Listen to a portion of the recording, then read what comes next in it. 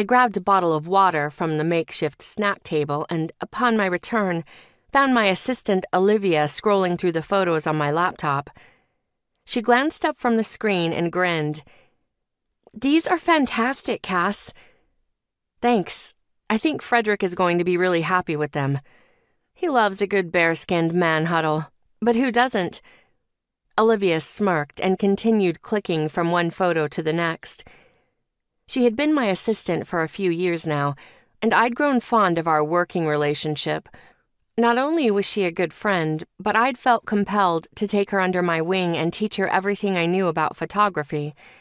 She had the raw interest, and with my help on the technicalities and work ethic, I hoped that one day I'd eventually help her make the big jump from assistant to photographer.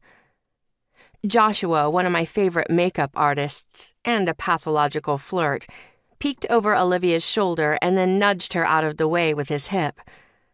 It didn't take his nosy ass long to start scrolling through my personal collection. "Wait, what is this? I don't remember this shoot." An entire album of Klein, Thatch, and Wes's rugby team filled the screen and glinted like horny glitter off the apex of Joshua's eye. I smiled at the memory of taking those photos a few weeks before Klein and Georgia's wedding. We had stopped by the boys' practice before grabbing dinner, and needless to say, hot men playing rugby made me thankful I'd had my camera with me that day. Joshua pointed to a picture of Thatcher. The Jolly Green Giant's tall frame was unmistakable. Taking up so much space in the shot, they almost jumped right off the screen. And the only thing covering that fuck-hot body was a pair of black knit shorts. Hair wet with sweat, he was just standing there, hands on his hips, grinning like a cocky son of a bitch. "Seriously," Joshua insisted. "What is that?" "That's a thatch." "A thatch? Is that one of those new cool words like fleek or ratchet?" I shook my head and laughed. "Thatch is his name. Thatcher Kelly," I explained before muttering under my breath. "Or an action? God, yeah." I stared at his photo.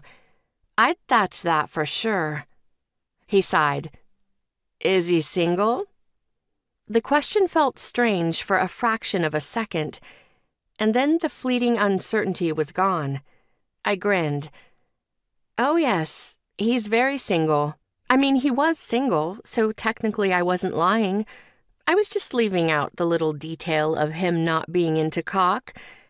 Joshua stared at the photo for a disturbing amount of time before asking, "Can I have his number?"